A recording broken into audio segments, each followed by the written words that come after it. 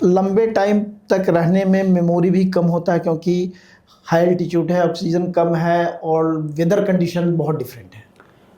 Sir जैसे सभी लोग बोलते हैं और होता भी है, ऐसे बोलने से मेंटली कंडीशन और खराब हो जाती है कि हाँ ऐसे होता है, मेरे को 3 महीने हो गए हैं, ये लोग बोलते हैं तो ये प्रॉब्लम हो जाएगी। तो होता है सर, जो रहे हैं उनको बेटर पता है। विनीत सर, पता नहीं आप कितनी बार गए हैं, मैं तो जब उधमपुर जम्मू में था तो हमारा रेगुलर वहाँ Mi-17 से जाना होता था और 15 दिन काटना बहुत टफ होता था कंडीशन। वहाँ पर तो सर अगर वैसे भी कोई चीज भूल गए तो हम बोलते थे यार मेरे को तो लग रहा है हो गया सर, इफेक्ट हो गया। और पीस यूनिट में आने के बाद लोग मजाक भी उड़ाते हैं, इससे मत ज्यादा पूछो, ये अभी हाई एल्टी रिटर्न है, इसको पता तो होगा नहीं। कई सर जो लड़के थे पोस्ट काट के आते थे, वो नीचे रियर में उतरते थे, बोले इसको क्या पूछना है, तो भूल गया होगा।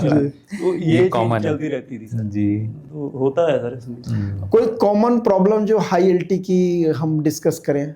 सर कॉमन तो जैसे सांस लेने में जिसका बीपी वगैरह, वैसे तो जब हाई एल्टी में जाते हैं तो क्लाइमेटेशन करते ही जाते हैं 48 आवर्स का। जी जी सर, वो जैसे नीचे से रेजिमेंट ऊपर चढ़ती है, अगर 15,000 फीट के ऊपर आप जा रहे हो तो थोड़े थोड़े डिस्टेंस के ऊपर आपको क्लाइमेट किया जाता है। 4-5 दिन रुकने के बाद जैसे आपका सेट हो जाता है बॉडी, उसके बाद फिर ऊपर लेके मतलब उस वेदर कंडीशन में शरीर को उसको क्लाइमेटेशन किया जाता है। अगर बीच में किसी को प्रॉब्लम आ गई उसको वहीं से नीचे डाउन वापस कर देते हैं। उसका आपका डेली रेगुलर बीपी मेजरमेंट होता है, रजिस्टर लगा होता है, उसमें आपका हर एक का नोट किया जाता है, किसी का बीपी वैल्यू तो नहीं कर रहा। एक कंडीशन में बताऊंगा, कई बार हम लोग वहाँ फूड ड्रॉपिंग के लिए जाते थे, अगर किसी पोस्ट पे अगर 100 मीटर भी दूर फूड ड्रॉपिंग हो गया किसी कारण से, क्योंकि सामने से पाकिस्तान की भी फायरिंग आती थी, जब यहाँ से उस समय चेतक चिता से ड्रॉपिंग होती थी, Mi-17 से सामान जाएगा तो उसको भी 100 मीटर ले जाना बहुत मुश्किल काम है, फूड को भी। और वहाँ लाइफलाइन 2 चीज़ें, फूड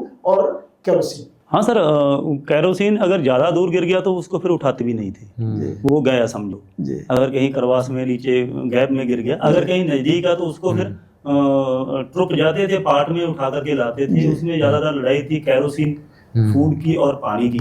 पानी तो ज़्यादातर बर्फ का बनाते थे, उसमें काफ़ी प्रॉब्लम भी आती है। जब वो बंदा ग्लेशियर से बाहर नीचे डाउन होते हैं तो बॉडी भी अलग से रिएक्ट करती है आपकी। तो पानी अगर आपको नीचे लाना तो फिर आपको पखाल होती है, जहाँ आपकी जो कैनी वगैरह होती है भर के लाना, वो भी नीचे से ऊपर चढ़ना आपने।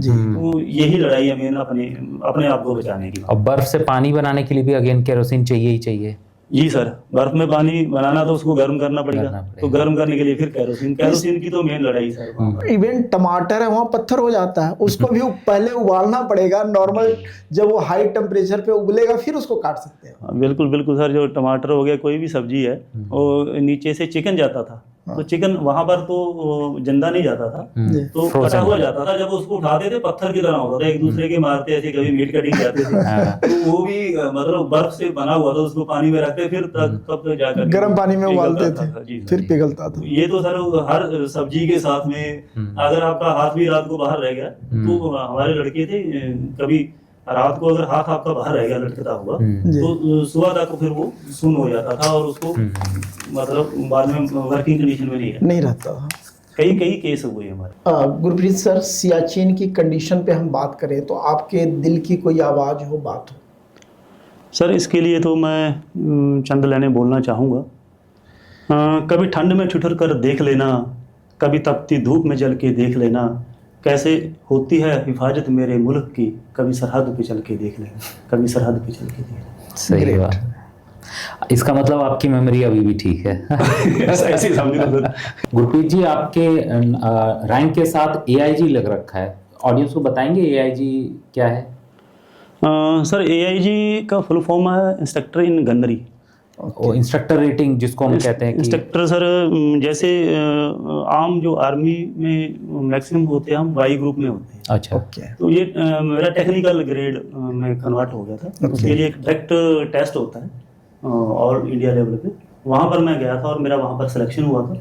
और फिर मैं वहाँ पर LGSC long gunnery staff course होता है, जो वो करते हैं, जो जवान करता है उसको AIG बोलते हैं, जो ऑफिसर करता है उसको IG बोलते हैं। अच्छा, उनको इंस्ट्रक्टर इन गनरी, और जो जवान होता है JCO उसको AIG असिस्टेंट इंस्ट्रक्टर इन गनरी। इससे फर्क क्या पड़ता है? फर्क सर, जो हमारा आर्टिलरी का जो वेपन है, गन है, तो गन को ट्रेनिंग देने के लिए जो इंस्ट्रक्टर होते हैं रेजिमेंट में, तो वो हमारे को ट्रेनिंग दिया जाता है, गन का टेक्निकल ट्रेनिंग। तो आप आर्टिलरी स्कूल में एज एन इंस्ट्रक्टर काम कर सकते हैं, आप सिखा सकते हैं लोगों को? सर जब हम ये कोर्स करते हैं, ये स्कूल ऑफ आर्टिलरी देवलाली में होता है जी। तो वहाँ पर बैच होता है सर 40 का 50 का। तो उस बैच में जो लड़के टॉप करते हैं, टॉप 5 में या 10 में फिनिश करते हैं, उनको वहाँ पर एज इंस्ट्रक्टर रिटेन किया जाता है। तो मैं उसमें टॉप 5 में फिनिश किया था, तो मेरे को एज इंस्ट्रक्टर ट्रेनिंग अफसर को ट्रेनिंग देने के लिए, तो वायु को ट्रेनिंग देने के लिए मैं 3 साल वहाँ पर स्कूल में एज इंस्ट्रक्टर रिटेन रहा। तो वहाँ पर हम ट्रेनिंग देते रहे अफसर। इसका फ़ायदा फर्दर आपको फील्ड में भी मिला, ड्यूटी में भी मिला, आगे उसके ऊपर भी बात करेंगे।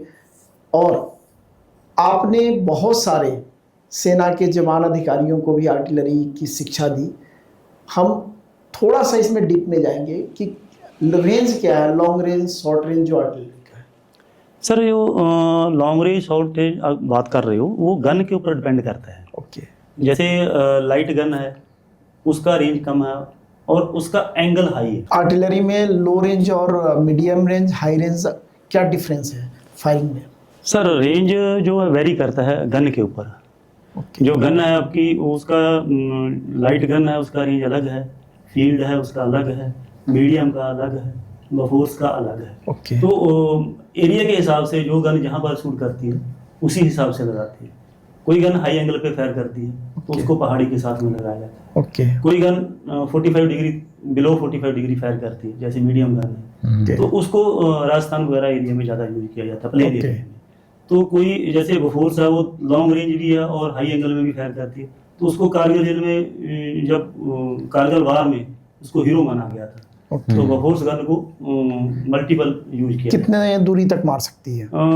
वैसे प्लेन एरिया में सर 30 किलोमीटर मैक्सिमम रेंज है, अगर हाई एल्टी में जाता है तो रेंज एक्सटेंड हो जाता है, क्योंकि बार कम होती है, प्लास्टिक एयर रेसिस्टेंस, तो उसके हिसाब से उसका रेंज, और हाइट पे चलते रहेंगे उतनी हाइट पे उसका हाइट कितनी जाएगी उसकी मारक क्षमता? प्लेन एरिया में 30 किलोमीटर तक सर, और अगर हाई एल्टी एरिया तो डिपेंड करता है हाइट के ऊपर, कितनी हाई एल्टी के ऊपर जा रहे हैं आप।